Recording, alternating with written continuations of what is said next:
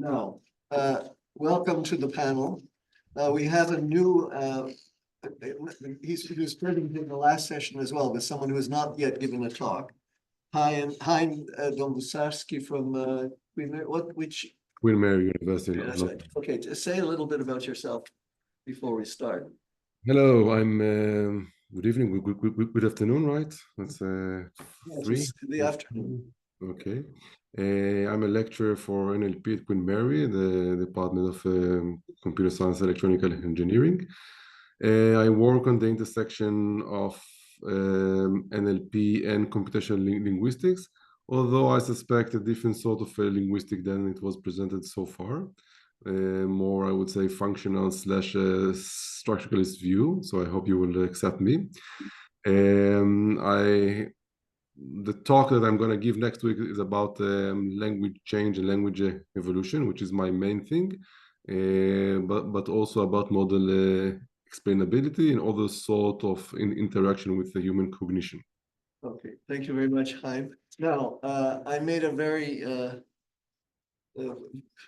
risky promise, and I will stick to it if it works. But if it starts to get anarchic, I'm going to have to reclaim control. So you all of you who are at panel level can speak. It's an open mic. You speak whenever you want, but try to observe some of the courtesies of exchange. And don't be too long, because one of the things that wrecks this is if somebody can't wait for you to just stop talking. Do a chunk size intervention and then assume that there are other people in the panel as well. With that, I invite you to start or intimidate you from saying a single word. I have a question for Ronnie, which I put in the chat, which is about your the very first point in your summary, that large language models do a terrible job at constituency. And if I imagine myself counterfactually an LLM person, I might say, well, 70% is at least approximate, and you're saying it's not even approximately right. Yes, thank you. I think people would say that, and I think the question is what their goal is when they say that. So if the discussion is whether they're building a tool that is good enough to serve all kinds of practical purposes, then maybe that's a good enough approximation. If they're saying that it's a theory of who we are, then that's clearly not a good enough approximation. So if these models can't learn the kinds of recursive rules of like the ones with the A's and the B's and the C's and the D's and lots of others like them, if these models simply can't learn them in the way that we learn them, then that already disqualifies them from being models of us, and it certainly prevents them from even if they could learn these things perfectly, which they can't, that would not yet explain why we find constituency in language after language. So they would still have a lot of work to do in explaining that. But if these models can't even learn that properly, then they're not even in the game in this respect. Again, an approximation might be good enough for lots of other purposes, but for establishing these models as serious contenders for the best explanation for who we are, they need to, at the very least, be able to show how they can learn these patterns. And then after that, they would need to explain why we find these patterns in language after language. And at this point, these models are not even close. Okay, so I'm going to keep pretending to be somebody that I'm not. So I'm going to say, well, with respect to the filler gap, they were at 70%, and that's probably where a lot of people would be as well. So why should they be better than a person? And number two, it isn't necessarily claiming that It's a model of how people do it. It's a model of how it can be done. And it's doing it more or less okay, just with respect to that one example. So I thought your comments about cross-language similarity were really interesting. I'm not sure how people would respond to that, but just with respect to the use of grammaticality judgments in general as a test and what's going to count as being good enough, you were taking a very strong view. You were saying it's not even approximate, but I think most people would consider 70% to be approximate. And that was what your ChatGPT 4 model did. Yeah, so that was only the case for GPT-3 and not for any of the other models. And even models that were trained on the equivalent of hundreds of years of linguistic input, even and some that were even bigger than that, still were well below 50%. And that was below 50% with something that is actually a very lenient criterion of success. So we try to make it very easy for these models to succeed, in the sense that even if they provided, so what they talk about is probabilities, not grammaticality, unfortunately. But if they assigned even a slightly higher probability to the correct continuation, we considered it a success, which is not, it's way too easy, because they could still think that the incorrect one is really great, just not as good as the other one.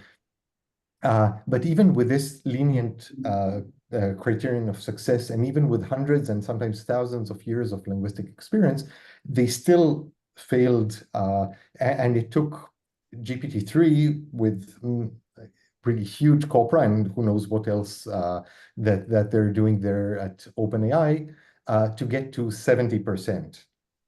So I think, and that was, I think it's enough to say that these models fail at this point to refute the argument from the poverty of the stimulus. The claim, because that was a response to a claim that says that these models learn these patterns and show that the argument from the poverty of the stimulus in this case falls apart. So showing that this is what happens when we look at those filler gap dependencies that we looked at is enough to say that that's not the case. No, they don't show that the argument from the poverty of the stimulus falls apart, which is all we were trying to say there. Yeah. So a somewhat related question I have is about the tests that LLMs use, which is often to have two minimal pairs, as Futrell was saying, and the LLM has to say which one is better. I wonder if you have thoughts about whether or not that's a good way of doing it, because I can see objections to that way of doing it. Namely, you're telling the model that one of them is better than the other. You're highly suggesting that. So in an experiment with humans, that's not something I would do. I would ask people to rate independently what the items are, so that they're not learning something from the instruction that isn't part of their knowledge of what I'm trying to get at. Charles, it's an open mic. I have just a couple of addendum points to make. One is that the filler gap dependencies that children acquire in various languages can be demonstrated sometimes very early, by the age of 3, if not younger.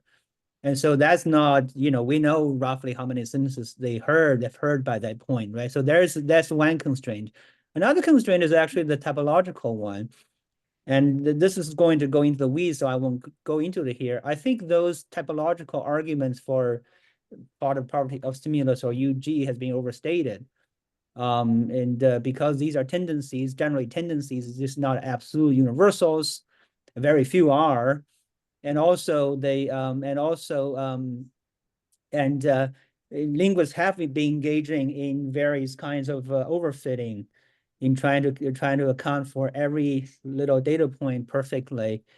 So of course that's a call for an alternative approach, namely how do you learn these filler gap dependencies? That's some of the work I've been doing. I won't talk about it here, but again, the work has to be responsible in the sense that you have to take a realistic amount of data to acquire the language particular constraints on the filler gap dependencies. If you don't believe those things are baked in, and also of course you have to assume something, namely hierarchy and so on. It has to be part of the poverty of stimulus argument. I'm just saying that these baking in all this kind of substance of part of like across languages doesn't seem to be the solution going forward.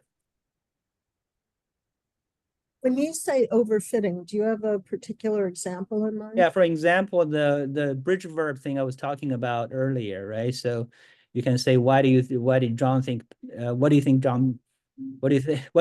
Bill saw? But you can't do this for complain or quip and so on. People have to spend, I mean, the hundreds of papers of trying to predict which class of semantic classes of verbs can allow such properties. And at the end, the no answer is actually there is a no, which is actually Chomsky's position back in the 70s. Namely, these are just accidents. You hear them, and there's no theory of why complain shouldn't be a bridge verb, but something like see could be. So if you try to have a theory that try to predict which verb is going to be a bridge verb, and the actual fact is that it's a bunch of accidents, then that's overfitting. I think these things are quite common across languages, across the theories of linguistics we engage in, including, well, let's try to say, why arguments is easier to extract out of arguments rather than adjuncts. Linguists know about these things. These are, the null hypothesis that none of this is actually absolutely true. And whatever they shape out to be is a result of the data and the result of learning. So in that sense, I think that is I think many, many cases of overfitting in our business. That's another way of undercutting the typological argument for universal grammar. If I can jump in about the typological argument, I just want to discuss with you and sort of have your opinions on an attempt that I read about trying to build large language models for languages in which actually our data sets are small, right? So English is easy because we have all these large data sets, so you can train large language models. But what do you do for Zulu, right? Or Sami or something? And so I read one publication, I'm not sure so these are new efforts, suggesting that one thing you could do is like grafting with plants or something. Train your model on English first, and then retrain the model on the small data set you have for one specific language. And these actually surprisingly, so these are not OpenAI, right? So these are smaller open source models, but they seem actually to do surprisingly well using this kind of method, as if actually training on any language could help extract something about languages, and then retraining on another thing, another language, even if the data set is much smaller, would then just teach you specifics about that language. So of course, I'm not going to go all the way to say, well, what they extract is UG. So some generalizations that hold across languages, but it does point towards, something like if you need a lot of training, well, you can do that on almost anything because languages will share things, and that's good enough to begin with, and then you will learn some specifics. So I'm wondering, of course, I don't know what, like, English is always the basis for this, but I'm not sure what other languages were trained or used. But I think these are exciting experiments that could be trained or tried, sort of, pairing up typologically similar or dissimilar languages, etc., that could actually get to some of the typological issues. My understanding is the so-called transfer learning in NLP has been going around for some time, and is not as good as we think they are, even for typologically sometimes fairly closely related languages. On the other hand, none of these is really about a cognitive model, right? Because, of course, when humans learn, these are a much smaller amount of data for all languages. And now it's true that training on some language with lots of data is going to get something out of the data, just as you can, if you don't have a first language, I think deprived of a critical period, you probably won't learn a second language. So you get something out of this huge amount of data. But exactly what it is, I certainly would not equate it with typological generalizations out of. So essentially, it's enough that it's better than training purely on the small data set, right? Right, so those are not even trainable. Some of the models are not even trainable. Yeah, some are not. But let's say if it were, you could train it first, or you train it first on the small data set, then you train it in 2 steps, one on a big one and then a small one. And so if there's an advantage. Just a second. The people in the large audience can't see who's speaking; they just hear it. So when you make your first intervention, you should mention your name. This is Judith Gervain who's speaking now, and it was Charles Young just before she was speaking with. Go ahead, please. Right. No. So that's it. So I'm thinking that actually could be done more systematically, not just for application purposes. So I need the model in language X because I need it for something practical, but rather exploit systematically in terms of looking at typological variation, and say as a comparison, a baseline for comparison, you could have various conditions, pre-training one way with one language with another, etc., compared to no pre-training. So just throwing this in there. So I think a lot of work. So I agree in general. Say your name. Say your name. Yeah, Chaim, Queen Mary. So I agree with Judith and Charles roughly, but not surprisingly, what linguists may think are typologically similar languages is according to human eyes, and the way that I would say different models that were pre-trained originally on different languages show similarity would be quite surprising. So not always is better to train on English than transfer to the target language, even for German or French, for example. Transfer from English to French is easier than transfer from English to German, even though English and German are much more related. Because of the large vocabulary, English and French happen to share as a result of. But looking at only just 2 examples. If you can expand the view to take dozens of languages, then you may be surprised to see that certain languages you would never imagined that would have like a beneficial influence in transfer emerges. So, but what's the point of that finding? What's the relevance of that finding? To speed up transfer learning, to improve. Okay, for applications, low resource languages. For applications, but not for understanding of the human language and cognitive systems, right? Well, to at least to rethink about what typologists define as similar languages, and what typologists usually have a list or a wish list of important features or linguistic features that they ascribe are important or critical, and perhaps not all of them are as critical as we thought, and maybe word order has a much more significant in terms of model processing. And again, we are not assuming, and we're actually assuming that language models do not acquire language the same way humans are. So it's not surprising that whatever linguists have identified as key linguistic features are not that important for language models. Right. I mean, unless you're a super nativist, do you think all the typological structure of the languages are encoded in your genome? Typology has very little status in the study of the human language faculty. There's a useful distinction as known as Chomskyan universals and Greenbergian universals. Those are very, very different things. Okay, I agree. But I think it's okay. So it's a bit unfortunate in that regard. But why is that unfortunate? I mean, one set of universals is the result of history, invasion, war, and so on. The other is kind of a human biology and how brain is organized. Why is that? It's not fortunate or unfortunate, just different things. Yeah, but the fact that it is almost not represented entirely in many linguistic faculties and departments. This is unfortunate, not because, you know, it's, Oh, it's okay. worse, yeah. Right, okay. That it? Is the open mic dead?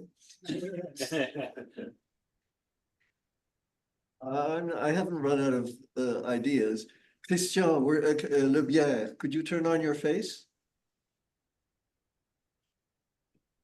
Christian? You never know whether behind an open mic might be an empty room. But I was going to ask Christian, because he is from Carnegie Mellon University, which is where Simon was.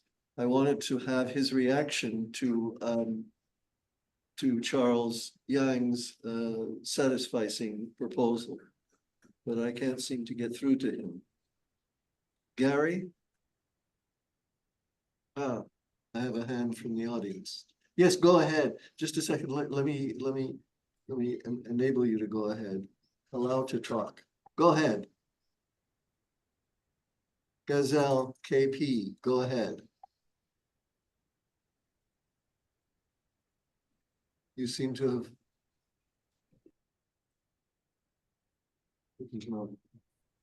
This immediate enabling of the audience is a little bit risky as well.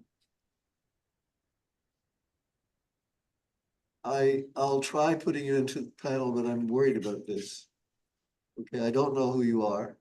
You've asked a question. Gazelle KP, speak up or I'm taking you out. All right. Goodbye.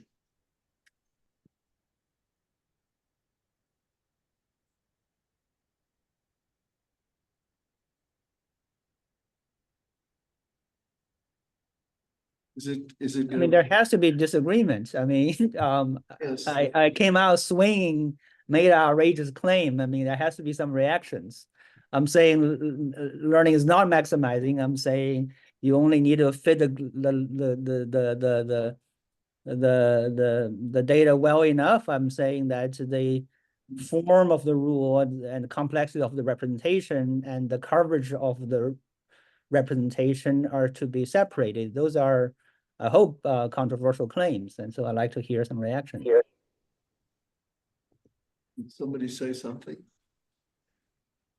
I had a question for Judith, actually. I could come back to Charles at some point, because maybe that was outrageous. I'll have to think a little harder about it. But yesterday, or I think it was yesterday, your talk, and I really enjoyed it.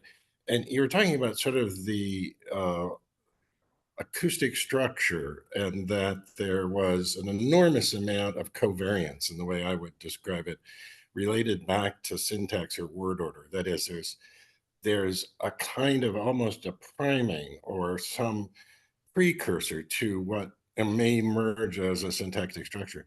So often I hear from computer scientists and some of my favorite best friends, cognitive scientists, well, these chatbots, they get like millions and millions and millions of more data than a human baby. Now, to be factual for a moment, the chatbot GPT-4, which has about 900 billion weights, almost a trillion, and it gets about 1 trillion tokens, or let's just say lexical tokens. And depending on how many words or sentences that a baby or in developmental hears, the way this scales gets interesting to me. And it's partly also the problem that when people say this, they don't know what the sufficiency is of the training data. In other words, I did use 1 trillion tokens. Maybe I only needed 500 million. Maybe 100 billion would have been fine. We don't know. No one did those experiments yet. So I'm just wondering, what for someone like you who probably knows this answer implicitly, how do you think the kind of training tokens and the kind of developmental basis of the are same? Yeah. So I think this is a really exciting question. And I would say there are at least two levels at which this could be answered.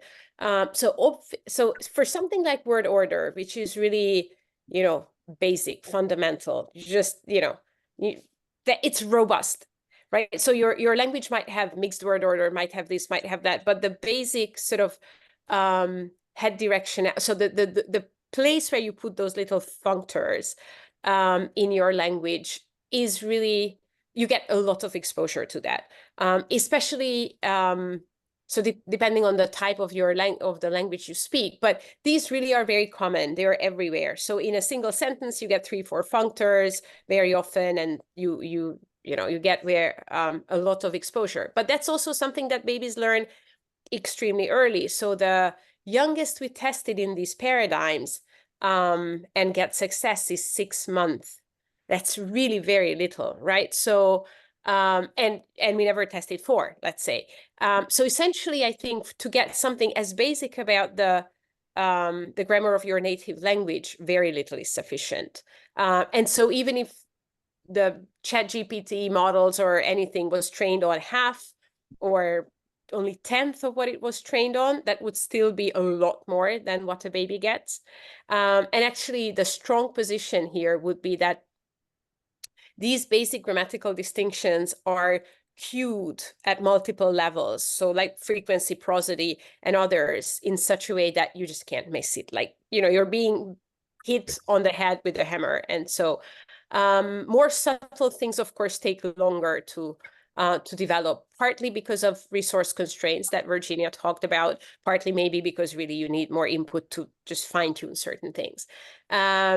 So one tendency in development, like language acquisition or developmental work, is to push things back earlier and earlier, right? So you find something in a 1-year-old, then you try a 6-month-old, etc. But I think these really are very early. So basic things. Then it is also true that not all babies get the same amount of input, right? So we saw this in the developmental talks between, say, high SES, low SES, so high socioeconomic status, low socioeconomic status households. There are really magnitudes of difference in how much infants get talked to. But it seems like those have an impact at a somewhat higher level. So say embedding or the size of the vocabulary, but not something as basic as, let's say, word order or the morphological type. So we very rarely talk about this because English is very poor in morphology. But if you're learning Turkish, Basque, Japanese, Hungarian, or whatever, then you have to deal with that from the first day, right? You can't wait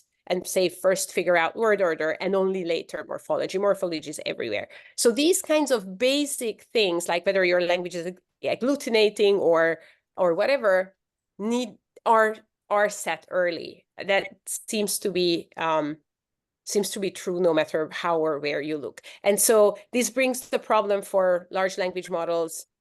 It makes it even bigger because of course the earlier you learn something or show evidence of knowing it, the less experience you had with those things. But so I would think that there are certain things that really are cued redundantly at multiple levels so that you can't miss it. Well, so paradoxically then, I mean, Linda Smith's experiments, who had hooked up some cameras and audio to babies' heads and had them wandering around for days or months or something, and she has this huge archive out there. Now, in some cases, one would argue the babies have a huge advantage here in that they've got all this visual and tactile and other input if they're crawling around the floor. That poor chatbots, just get real text from the 17th century and maybe from some magazines and who knows where else, YouTube videos. And it's just not this qualitatively, we're still missing something. So the claims that, ChatGPT is getting so much more data, I think it's way too early to actually say anything about that relative to human developmental language. And I think the redundancy in your story actually increases the information. In other words, babies are getting an enormous much more data than, say, a chatbot who just gets a bunch of text. So maybe I'll answer first, but I think this is something that we discussed. It came up yesterday in the grounding issue, right? So essentially, I think in a certain sense, this is potentially true for a lot of semantics, but I think much less for basic syntax, in that nothing in your physical environment would help you figure out something like a definite article, or right. So a lot of or you know, prepositions or postpositions that are not semantically rich. So something like to, whatever. So I think that's potentially true for, say, word learning or some aspects of learning semantics much more than it is true for basic syntax. Plus, I think another issue is by 6 months, babies start to show these basic notions of the grammar of their native language and their basic vocabulary. So at 6 months, they don't locomote by themselves. So it is true that they're surrounded by a rich physical world, but it's not like they can seek out objects or something, right? So that comes later. That comes once they start crawling or walking, and then they can grab something, take it to a caregiver and say, shake it and ask for what it is. And then the caregiver says, oh, that's a book. You see a book, etc., etc. But that happens later. Nothing wrong with random sampling from the beginning. If you're just bumping into stuff and, you know, essentially understanding something about the kinetics of your articulatory system and babbling and so on, all Right. this stuff actually is useful in grounding, right? Oh, I fully agree that the system is set up in certain ways that you get your own feedback, your own babbling. But even that actually starts around there, 6 months, 4 months, 8 months. Whereas some of the knowledge they show already at that time, so they had to learn it earlier. So yeah, so they do get some visual information from the faces they interact with. Of course, some caregivers at least will still interact with a very young baby in an object-oriented way. So, you know, by giving a bath, they would show, oh, you see, this is the little duck or whatever. But that happens with older infants and not so much with the very young ones. And yet, by about 6 months, they start to show a lot of very specific knowledge. So I do think you're right, and we discussed this yesterday as well. It's not clear whether multimodal, redundant, convergent information is necessary, but you could argue it's harder, right? So you can sort of argue this both ways. Like, you have more, but at the same time, how do I coordinate all of that? How do I figure out what goes with what, right? So, but yes, I think that's definitely an issue to discuss. Right. Anything that is called a foundation model, which is multimodal and so on, is very likely to have many, many binding problems. And the question about how the binding problems are solved through simple exposure and how what appears to be a context-free grammar, I'm sure Ronnie might argue with me, seems to pop out of these growth systems, some kind of circuits are grown inside of the attention heads that actually seem to be processing language. And this is, I don't want to get into Stephen's realm of consciousness or whatever hell else it's doing, but just the sense that it is learning a grammar. I'm not sure what the grammar is, and I'm sure we can debate whether 70% or 27% is the right. I don't know. There's a lot of papers out there on grammaticality judgments that do seem to be fairly favorable, others less so. I don't know how to judge this yet.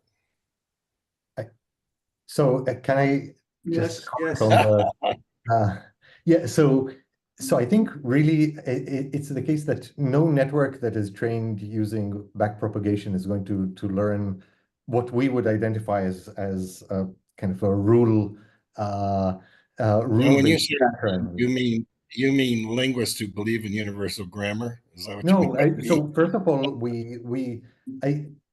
everyone because believes in certainly there's universal many grammar. of us who Steve, you're gonna ruin the open mic. Well, he made us Wait, go ahead. Go ahead.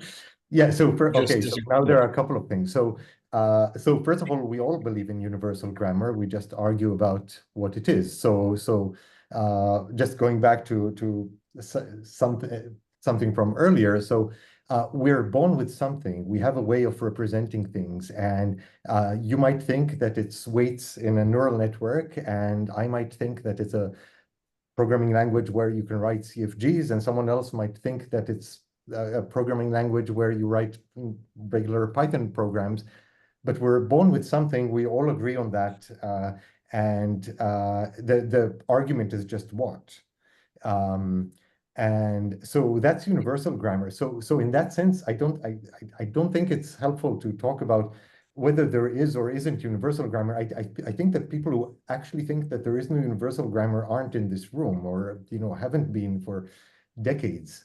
We're born with something. We know how to represent certain things that capture patterns. There is something there. We can disagree completely on what that thing is, but that's universal grammar, the innate representational system that we're born with. And then it makes sense to reason about it, and we can again disagree and on what goes on there. But with respect to context-free grammars or any of the other rule-based patterns that we're comfortable with, it's simply not the case that there are papers that show that neural networks can learn these things. They can certainly represent them, but they can't learn them using backpropagation. The training method doesn't allow perfect learning of that kind of thing, and that goes to the competence performance issue. So they can learn a fantastic approximation for lots of strings, but you push it past those strings and you start getting very strange answers from the network. It simply doesn't know the rule. It's not like humans who might know something like how to perform addition or multiplication or a to the n, b to the n, or any of those things. And yes, they'll have problems when they're not focused on or when the string is long, or when they're sitting in a noisy room. But you improve their conditions and they'll know how to fix it because they know the correct pattern. The network does not. It's not that it can't represent it, and you can with other ways. So I mentioned learning using MDL and some kind of architecture research. Then you do get networks that learn the perfect pattern, but the networks, the standard networks trained with backpropagation, and that includes all of the LLMs, don't do that.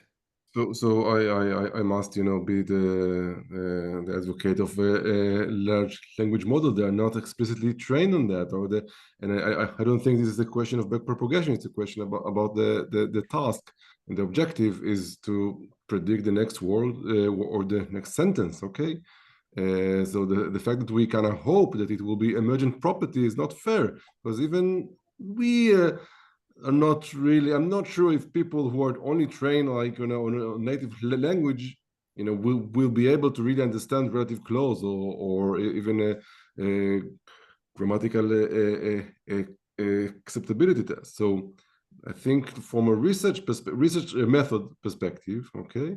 If you really want to answer the question, try to train a model on a particular linguistic task and then see whether or not it speed up, for example, training in general, or has any utility for language acquisition. Perhaps we do not need a language with 1 trillion parameter.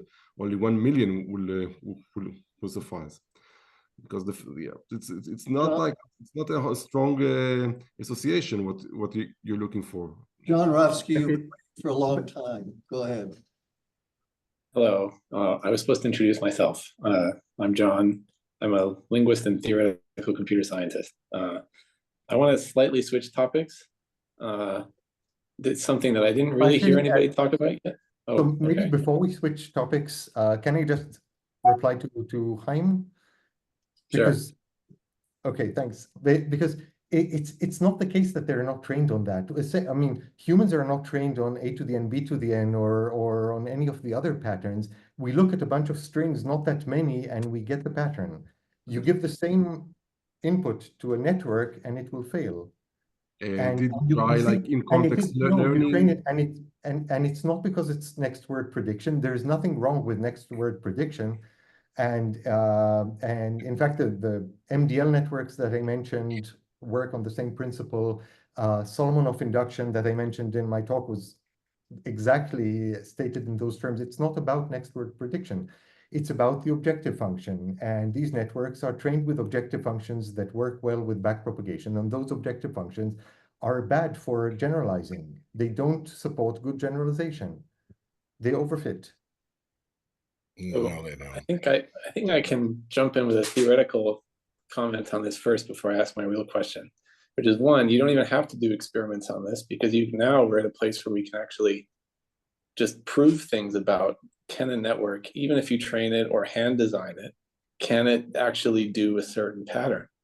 In many cases, they just can't, right? So I think actually you can go beyond, wishy-washy claims about what your experimental setup is and actually sit down and do some analytical work and really show that. Don't even bother doing the experiment because your architecture can't support it.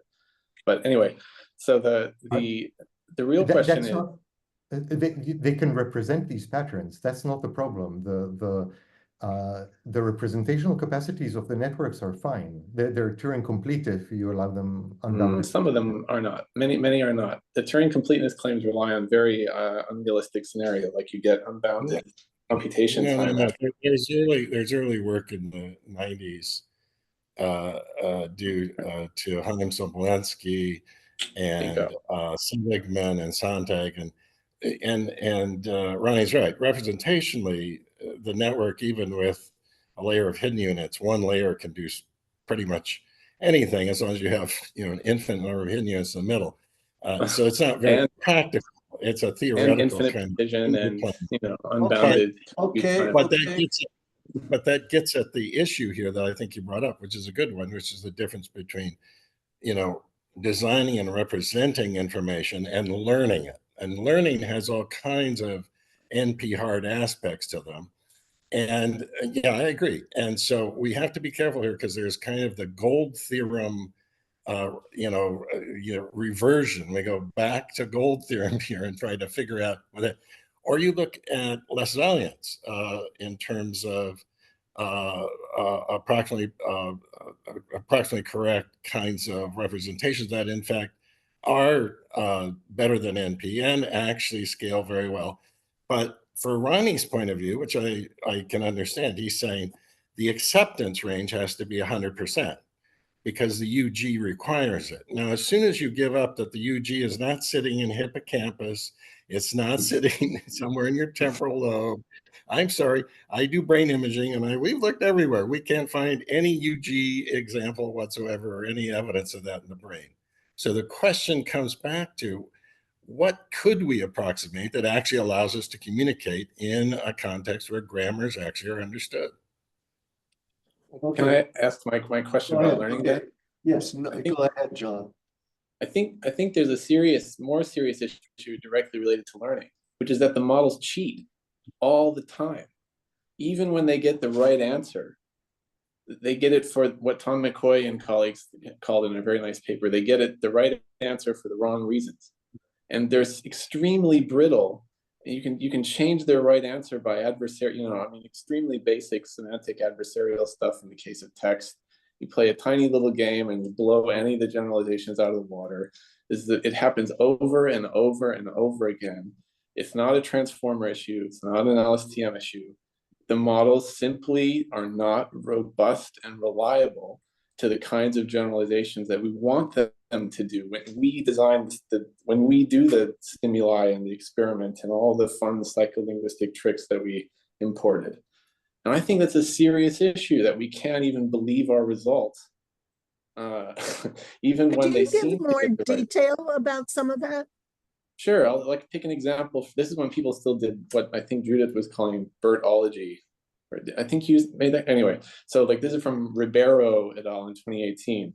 So I could take a standard sentiment analysis task, like the movie sucked. It's a bad review, and I changed something really simple to the film sucked. Now it's a positive review. Or I change what was the point of this discussion? It's now it's a positive review. But suddenly I do a contraction to what's the point of this discussion? It's now a negative review. It's not even just in language. You can do subpixel manipulation and stuff, get totally different answers on stuff.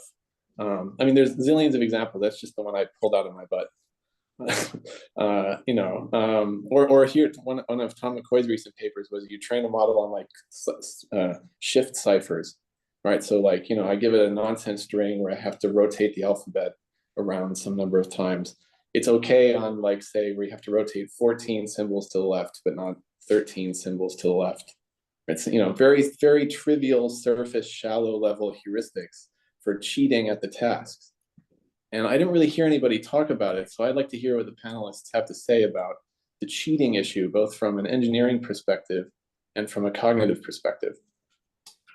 And you think that's still happening? It's not It just... happens all the time. Oh yeah, just go to a random NLP conference. You'll find another 16 papers on, yeah, okay, this generalization actually didn't happen because it's some shallow surface level thing, actually. I mean, it's very amusing, but doesn't really fill me with confidence about anything. Gary's been patient. Yeah. Everything John says is true, but it's also largely true of humans, right? So people were shocked, and I was shocked that people were shocked, but that's with lots of hindsight. People were shocked at the Wason selection task, right? That just keeping the same logical structure for a seemingly simple logical problem, right? Now you turn it from abstract symbols, right, to a familiar situation, and suddenly, right, it goes from like a 10% solution rate to a 90% solution rate, right? So back in the 70s, people were surprised because people at the time still thought that human reasoning was based on logic, right? We now know that this is just not true. We take shortcuts, right? The reason we build computers is that we are not good at the things, right, that, at arithmetic and logical inference, and abstract reasoning, right? These are things that are inherently difficult for biological systems. And so Ronnie is right that neural networks don't learn rules very well, but neither do humans, neither do biological machines, right? And we do the things we do, all the impressive cognitive feats that you, despite this difficulty with following simple rules, right? So it's astonishing, right? If you look at the developmental literature on rule learning, one thing you notice is that there's basically no work with children under about 5.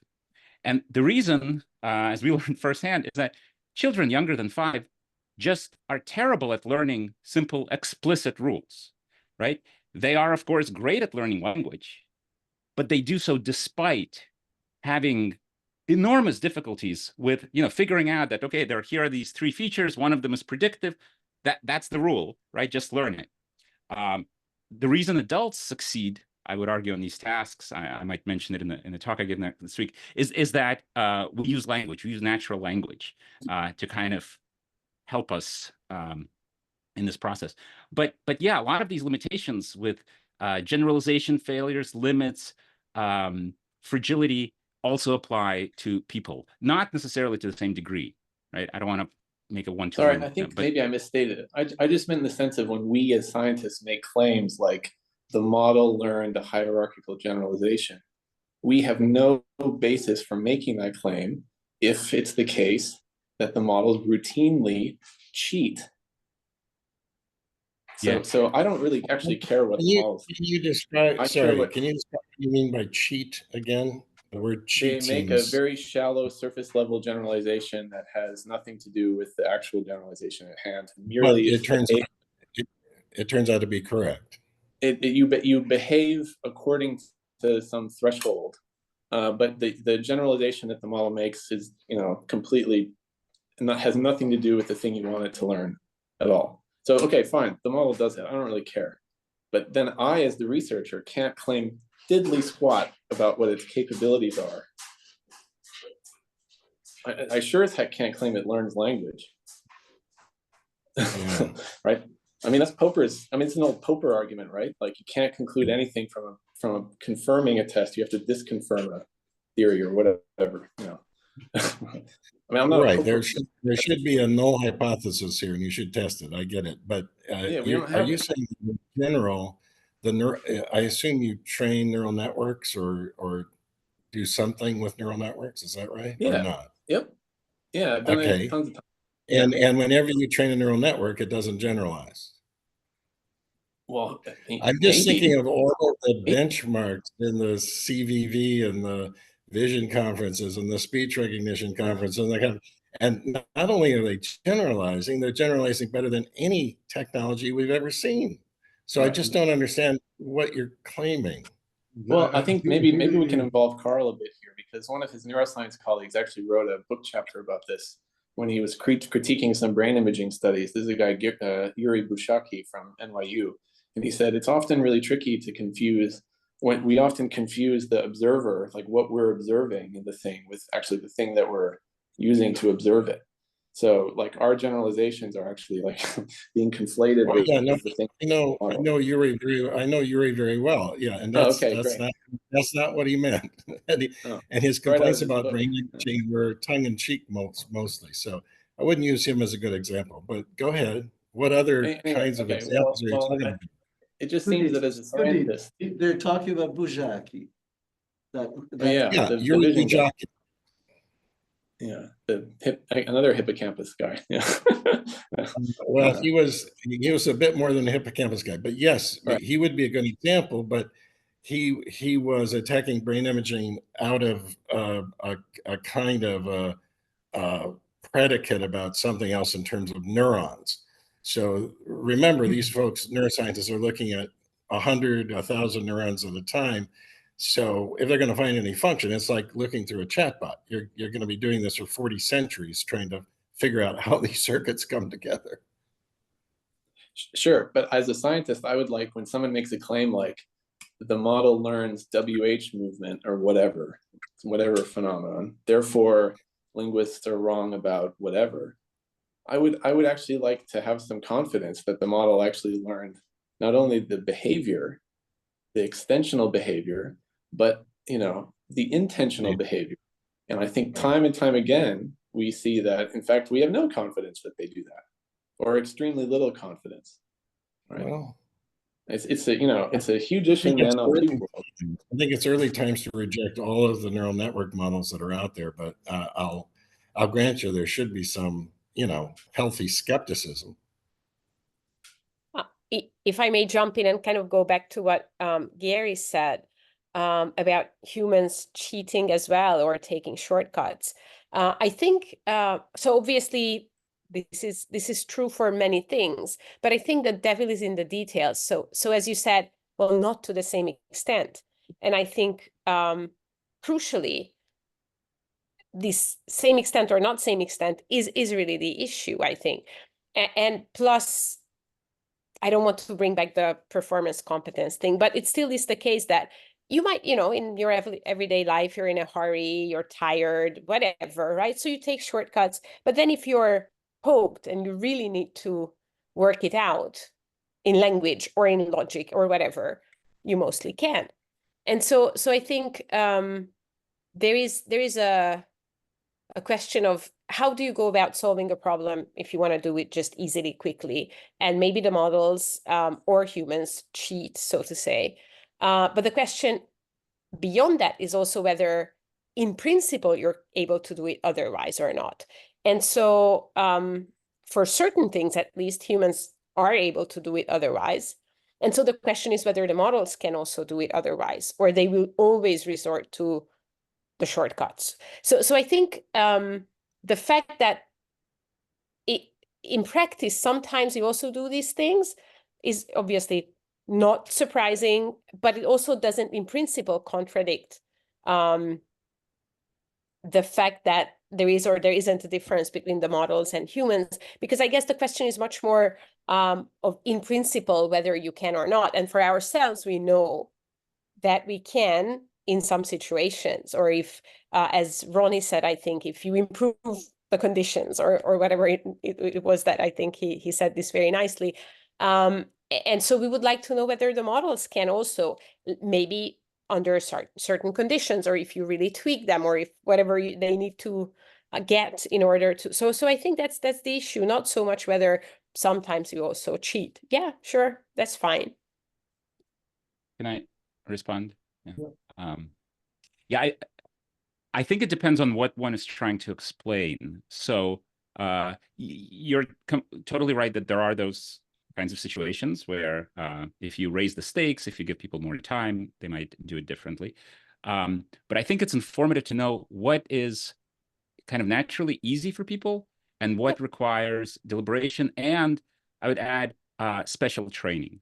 And so it seems that to learn language as a human normally developing child versus to become a theoretical linguist, right, and explaining the kinds of things that theoretical linguists have learned, right, those are very different things, right? And so if the question is, can an LLM learn the things that a theoretical linguist knows, the kinds of generalizations, the kinds of deep rules, right?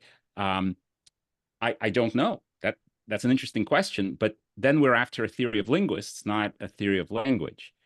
And so if the question is, what kinds of things can be learned from linguistic data? And then, of course, the question, how much data is needed? What's the role of grounding, of agency, right? Those become central, right? So can grammar, can different aspects of semantics be learned from language itself, right? Then, whatever shortcuts the models take and take advantage of, it's informative to compare that to people. And I take John's point that we need to be critical, and at least on the cognitive science side, I think most of us are quite critical with this regard. But yeah, I mean, it's telling to me that there are things that we depend on, that to learn, we depend on formal instruction with specialized, often notation, with access to tools that we've built to augment our abilities, right? Mathematical systems, calculators, computers, right? And LLMs, right, actually don't have access to those tools, right? So But they do, for right? example, I mean, it's all on the internet. So yes, they do. well, as Explicitly. pure, yeah, as pure LLMs, they don't, right? So one problem with confabulation or hallucination, right? One can make the same argument that humans have all the same tendencies to confabulate, except we can fact check ourselves, right?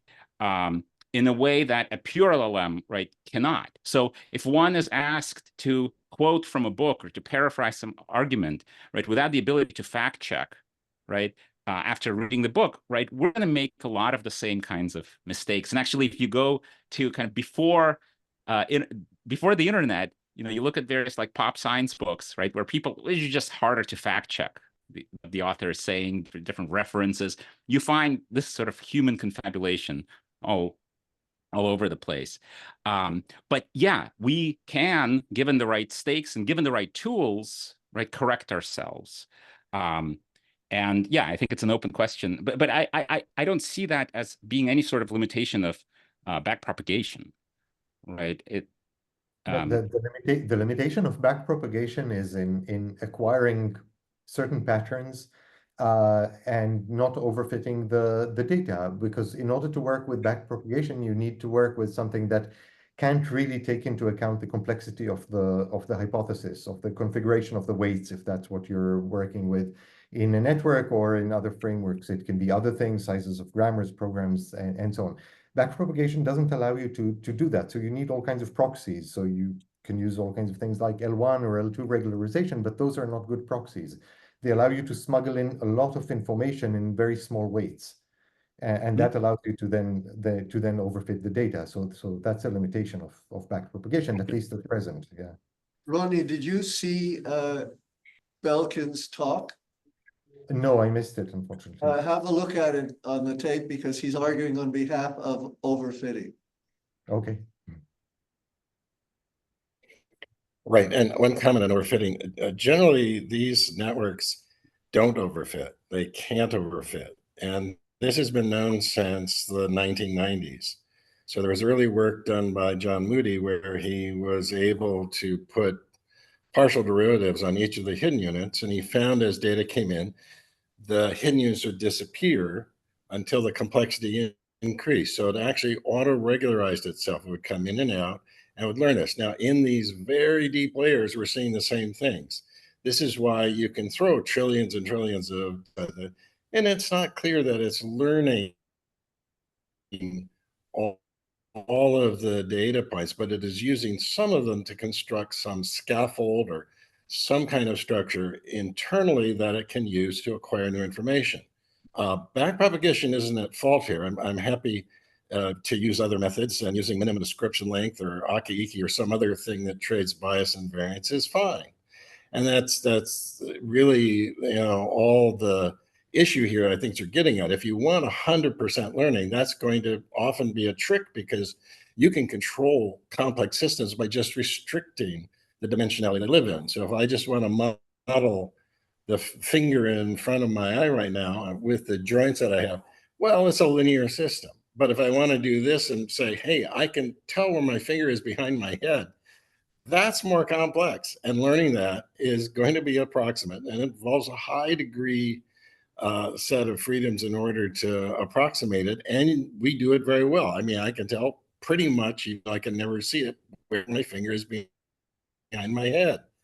So complex systems, when they're reduced down to very low configuration states, yes, you can learn them with things like minimum description length or other kinds of trade-off systems. But the story that came up from the 80s was about approximating complex functions. And backpropagation is one way of doing it. There's other things one can do as well.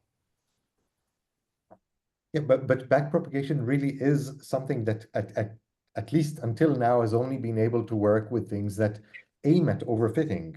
They try to maximize No, the that's just data not, plus Ronnie, that's regularization. See, hang on, continue, Ronnie. So you use a term to try to control for overfitting, and you use the dynamic of the process to avoid it, which can include all kinds of things like early stopping or any of a million other things, but you don't have any way to actually take into account the complexity of the information that you have inside the weights, and that's going to allow you to ultimately, yeah. You do. One is called dropout. And what this does is, in fact, remove hidden units as a function of trials. And what it's trying to do is actually assess the amount of degrees of freedom and the parameters state space that it needs to handle the data it's looking at. And Hinton and others came up with this idea initially. There's other similar noise injection methods that reduce whatever you want to call as overfitting, but you also have to remember there's some kind of competitive distributed processing going on that's reducing the overfitting. And this has been shown again for decades and decades. I'm perfectly willing to accept your idea that to learn something 100% perfectly, if you have a small configuration states and you have a small amount of data, yeah, you could probably learn it. But if you have a hypothesis space that has something like 1 trillion hypotheses in it, no, you're going to have to do something else. And it sounds like your examples are actually fairly compact. The examples are just small in order to allow us to look at what happens there and see whether it works or not. And you can see that when you work with these things that, and it includes early stopping, dropout, L1, L2, you name it, all these tricks, they're all tricks. They're all ways to try to avoid saying generalize properly like a scientist would. A human scientist, an alien scientist, a child, these are all ways to avoid that while still using backpropagation. And they allow you to approximate things close to the training data. But then we see that we push these models a little bit past the training data, and the performance drops, and it drops brutally. They stop being able to perform there. And you can actually look at where the objective function is sending you in the hypothesis space. In some cases, like I had a slide on that when we looked at LSTMs and where the objective function sends you. If you don't factor in the complexity of the hypothesis, again, if you don't try to make the network work like a scientist of some kind, then it will send you to the wrong place in the hypothesis space, and a place that prevents you from knowing A to the N, B to the N, or the A's and B's and C's and D's, or addition, or any of these things. It just, you can see, it performs poorly on all the empirical tests. You can see where it takes you in the hypothesis space, and theoretically, you know why it's doing that. Yeah. So I'm concerned that there seems to be a difference of opinion about what ought to be a factual matter. And I don't understand how the facts can be, how we can argue about the theory if we don't even agree about what the facts are.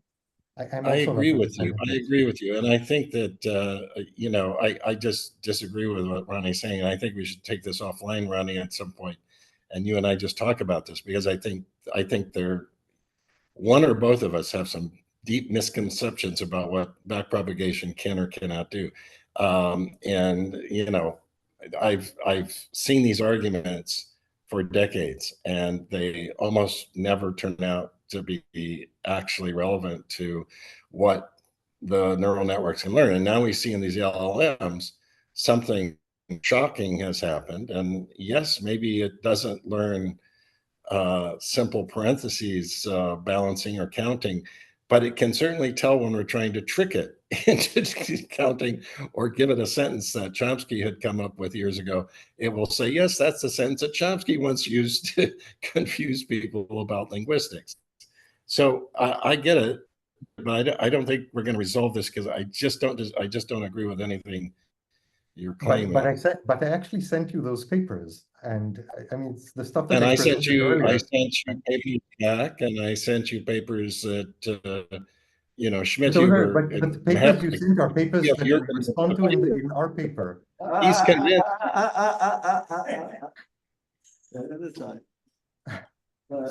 So in our any paper, case, let's take this offline and move into some other topics. Yeah, so we looked at the papers from the 90s and the 2000s and from the past decade, and with current architectures.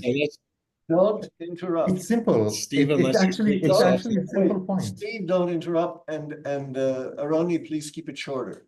Yeah, but it's very short, and it's really a very simple point. It's these things have been known since the 1960s. I mean, we know what makes things overfit, and we know how to prevent it, and we know that all these models work with things that don't avoid overfitting.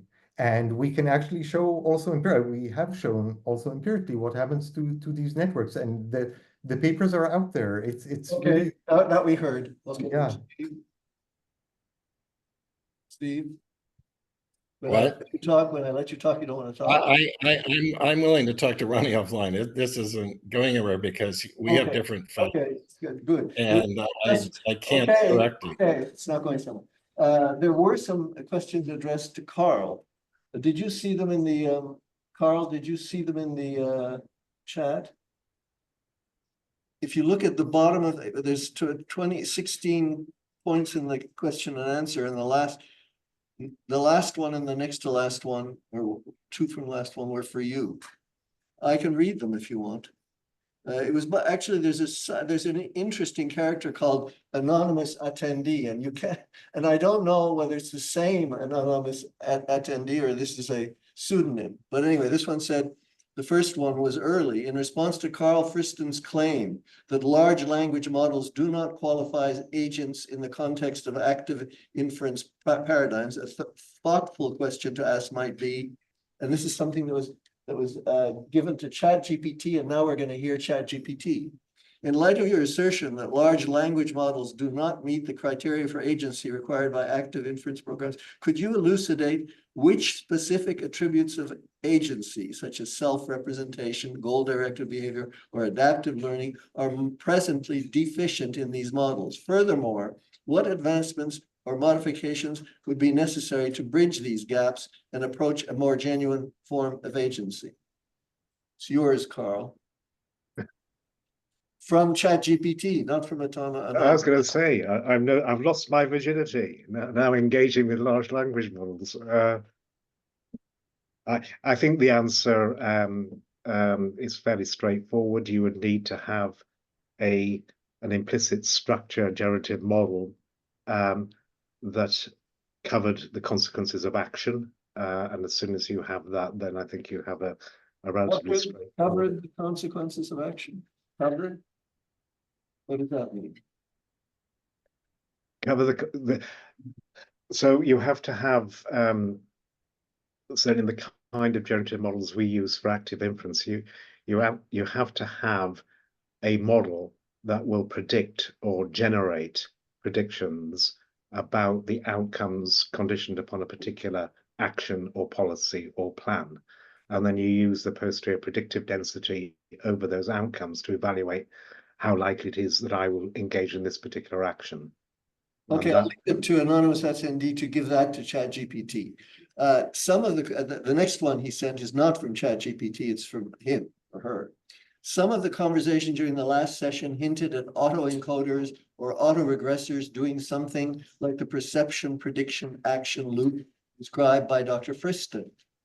This may not be a question for you, Dr. Friston, but for everybody else. However, the prediction error in this case is nothing like the reward punishment in reinforcement learning, which I think one slide in that talk made out to be a nearly equivalent quantity. How could one imagine autoencoders integrating with reinforcement learning while actively inferencing in an actual or simulated environment? Is an agentic model like that likely to be much better at learning linguistic models than the failed LLM ones? That's a very loaded question, isn't it? Failed LLM ones. I can use that question just to make a couple of points in relation to what I've been listening to, which is a fascinating conversation. Virginia, can I just answer your question? I think the facts are known. It's just that you have to listen to either an engineer, which would be Stephen, or a physicist, which would be Ronnie. I think the same things, but just using different words. And if you talk I don't think they think that. I think they think they're saying very different things. Yeah, they possibly do, but they've been brought up differently. But from a mathematical point of view, they're saying the same thing, which interestingly speaks to some of the let's take the question about variation autoencoders. What's the objective function for a variation autoencoder? It's a variational free energy, also known as an evidence lower bound. Why am I saying that? That tells you that the only objective function that matters is the evidence.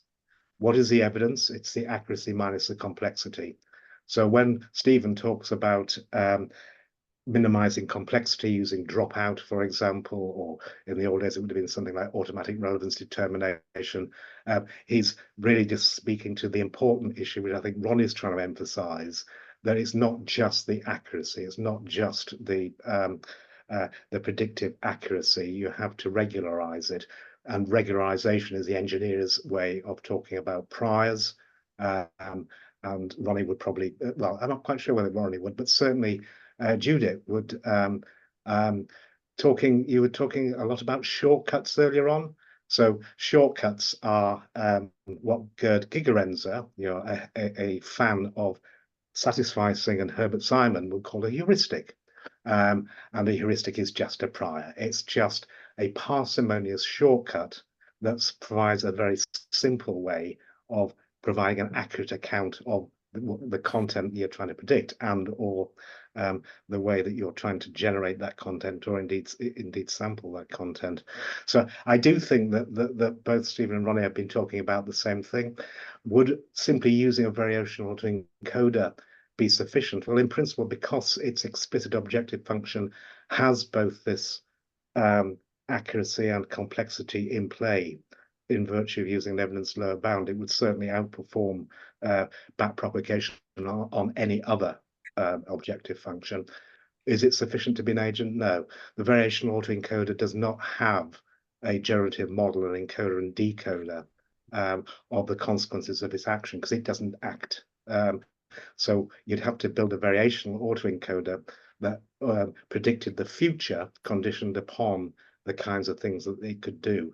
And I think the same thing goes for large language models as well. So in summary, I was just trying to identify sort of cross-cutting themes in all the sometimes argumentative and sometimes not things that people have been saying. It seems to me that the key issue that people are wrestling with is the issue of structure learning. How do you write down the right objective functions in machine learning to do structure learning, getting the structure right, getting that, I think, was it John was describing this, well, no, I can't remember exactly how he articulated it, but the only thing that you need to get the structure right is if you were a statistician, would be the equipment necessary for Bayesian model selection, where each model is associated with a particular structure. To select the right model, you need to find the model with the highest evidence. To evaluate the evidence, you need to estimate the accuracy and the complexity.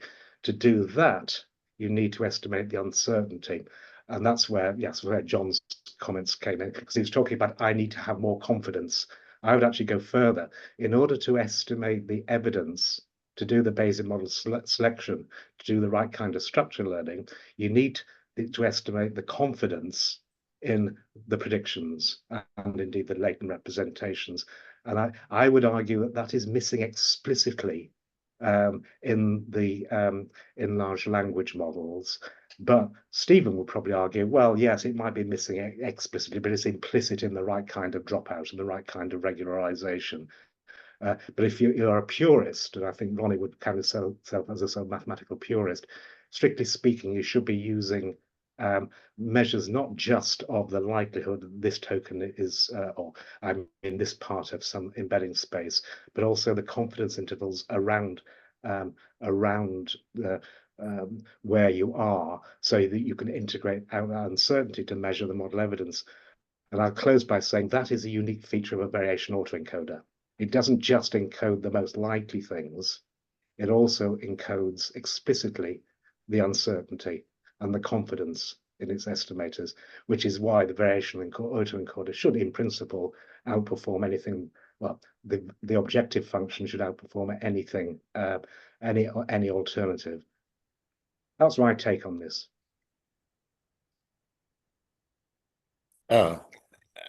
One thing I think you might appreciate, last week there was a paper that was published called What's the Magic Word?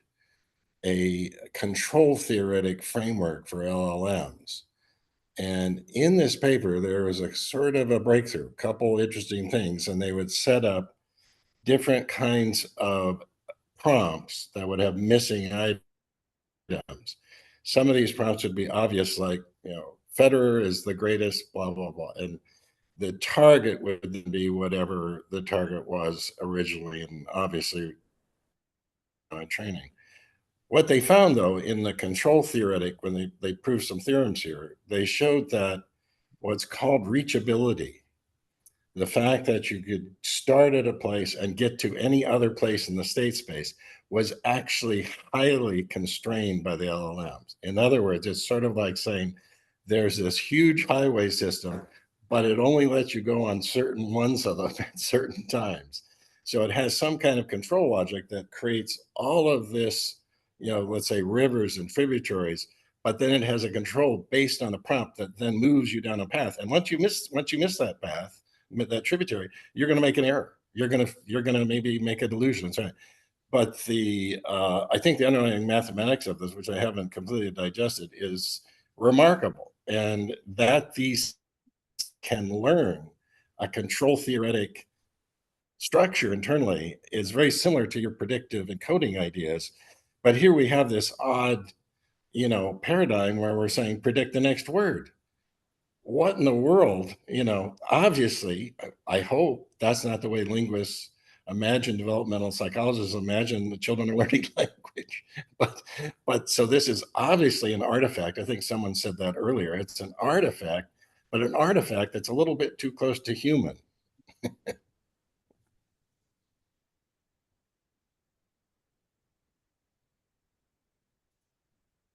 Oh, yeah. What's the magic word? I'll post it somewhere in here. So if you're curious, you can find it. Christian, you can, now that you can turn on your face, could you give us the current status of the satisficing theory at CMU in 2024? Well, we still go by the church of Herb Simon. I mean, I think that's the general view of cognitive architectures, that they have basic mechanism that can be described, for example, as Bayesian, but that there is no macro guarantee on the optimality of how those basic mechanisms work together, and that bounded rationality is a much better description of how those basic mechanisms work together, organize together, represent large knowledge to reasoning or inference to the extent that people do, and come up often with a reasonable answer that has no guarantee of optimality. It has different guarantees, right? Usually people get better over time. They get more experience, they'll improve, they go along that parallel curve of performance and so on and so forth. Yeah, so that I think the Simon view of bounded rationality is still very, very much current. So I will sort of take a take on the sort of that take on the sort of my view of large language models. Obviously, I'll elaborate next week. Is Herb might have asked, well, what task are they doing? And the task that they're performing is to store an incredibly large amount of knowledge and sort of reproduce it in a way that I agree with John, that in some ways it's shallow and surface level. On the other hand, I agree with Gary that, well, that's often what people do, right? If you imagine sort of like my thought experiment was sort of take some average undergraduate student and give him Carl's papers on free energy, and then give them a test where they're asked to, various questions on free energy. Probably what you will get is a fairly shallow regurgitation, and depending on how good the student is, may sound very good, but I doubt that unless they spend a substantial amount of work on it, that they would be able to really have a deep understanding of those principles. And to some extent, that's more or less the same task that the large language models have to do. So to some extent, I'm not surprised that that's also to some extent what they're doing. I would be very surprised if there was enough structure in the language to really capture the deep principles that underlie free energy or any of those considerations. I don't think it's there in language. I mean, there's as was pointed before, there is an incredible amount of information stored in language, but not at that level of depth, I think. Can I respond to that with another thought experiment that I thought, well, it's not mine. I heard it from Rosa Cow, who's a neuroscientist and philosopher at Stanford. And she asked, and now I might butcher it, but imagine it's something that happens to us as educators. Let's imagine you have two students, one who studies very hard for an exam and for weeks or whatever, and passes the exam with 100% accuracy. And you have another student who studies not at all, but then cheats on the exam and also gets 100% accuracy on the exam. So you as the educator are now in a position where you have to, on the one hand, decide which of the two students you have to punish and on which grounds you're supposed to make such a decision on. And, it's a thought experiment for her because either answer is going to be, contested by some of the students. And so I think when you ask, what does it mean to learn one of Carl Friston's papers just from reading them, one has to ask, how else might I do that if I skimmed it, and just saw the first diagram or something. But I think actually related to this, the claims are not what Christian, you're saying. So I fully agree. Of course, most of humanity might not actually have the grasp because they did not spend, I don't know how much of their time thinking about this, reading about this, learning about this, to understand very sophisticated scientific theories. But this is not, the claims about large language models is not that they're good or not good at understanding scientific theories. We're talking about basic language, right? So it's a different level. So if you're saying, well, what large language models do is just skim through a lot of internet and text that they're given and regurgitate it to some extent, I think many of us would be happy with that. But these are not the strong claims. And so I think, you know, that's where the debate is, right? So how much do you attribute to them? Regurgitation at some shallow level of a lot of text? Yeah, maybe, but that's not the strong claim.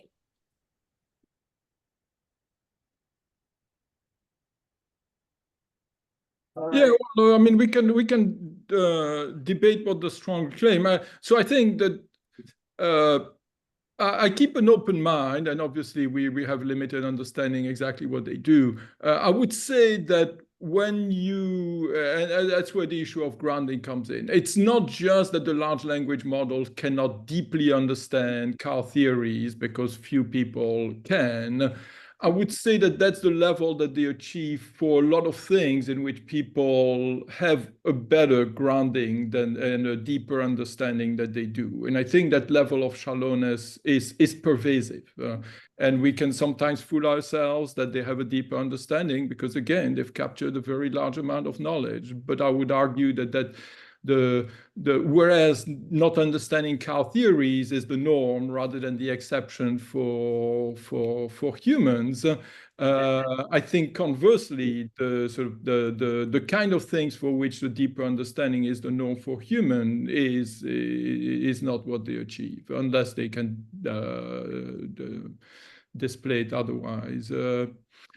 So I will sort of, again, going back to cognitive architecture a little bit, and I think that one distinction with large language models that need to be trained in batch on a very large amount of knowledge and are typically not as good in the interactions at capturing. So the innumerable examples out there of where a human attempting to engage them in a conversation and build a common ground and an expand understanding, and usually the model not doing a good job at that. Something that humans typically are fairly good at. And so on the issue of the different tests that John mentioned, going to college in Belgium, one of the things I was very fond of in university is that we had oral exams. And I think that's a very different type of test of knowledge from written exams, where basically written exams by and large one size fits all, and you can usually get away with displaying a fairly surface amount of knowledge unless it really gets to solving problems, those kind of things. Whereas oral exam, a good professor can really pin you down and figure out, okay, well, you say that, what do you really mean by that? And gradually deepen that kind of things. And I think when we deploy tests of large language models to gauge the understanding, I think that kind of iterative interactions that really builds on something rather than the typical written test. I'm going to give you N questions and, you know, give me an answer. I think that would be a better gauge of the real level of the understanding than a lot of the tests that are there now. Which is one of the reasons why a panel like this can be useful. And with that, I want to say this is the stage has been set for Christian's talk next week, and we've had a good interaction over here. I'm not disappointed. I don't know if you are, and thank you very much, all of you, for this interaction.